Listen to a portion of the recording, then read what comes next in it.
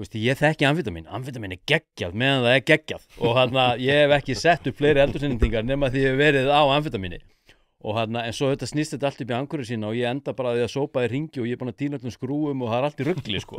Og það sama sé ég með lið sem byrjar á þessum lyfjum, þessum amfetamín skyldu lyfjum, þetta bara systur amfetamíns að þolið þetta eykst, fólk verður bara snældu vitlaust, verður bara kvíðnar en nokkur sinni fyrr, athyglisbresturinn eykst, það er farið aftur til læknisins og það er verið að auka á þess að skammta og svo verið að skipta lyf og svo eftir 15-20 ár þá er fólk bara komið með einhverja líffæragigt og svo bara deyr það aldur fyrirfram sko. Má ég koma inn, ég er greindur með ADHD og það hefur verið skrifað upp á þessu lyf.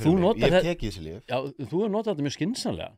Ég er að segja, þú veist, aftur. En þú ert líka bara algjör undantekning. Ég menntaður í sálfræði og ég hef gengið til sálfræðinga og geðlækna og það sem ég skil ekki er, þú veist, þú ert kannski að fara í gegnum eitthvað tímabil, hvort sem þú ert greindur með ADHD eða kvíða eða eitthvað, þar sem að þú ert í döðlum og þú ert með einhver einkenni.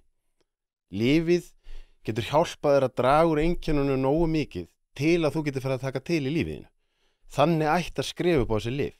Herðu, þessi einstaklingur gæti haft gott að tímabundið að taka lágan skammt af einhvers konar amfetamíni til þess að heilinn hans komist í það ástand að hann getur fyrir að hreyfa sig, að hann getur fyrir að vera minni í símanum.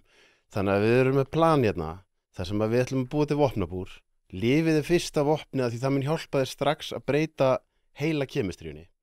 En síðan erum við að fara að aktivera vopn 2, 3, 4, 5 og 6. Þannig ætti að gera þetta í staðin fyrir að sé bara gjör svo vel og svo bara kemur aftur eftir mánuð, gjör svo vel og aftur og svo ertu búin að vera okkur í líf. Þakka þér kærlega fyrir að hlusta á þennan stutta bút. Þú getur nálgast þennan þátt og allt efni hlaðvarpsins Ein Pæling á pardus.is/einpæling.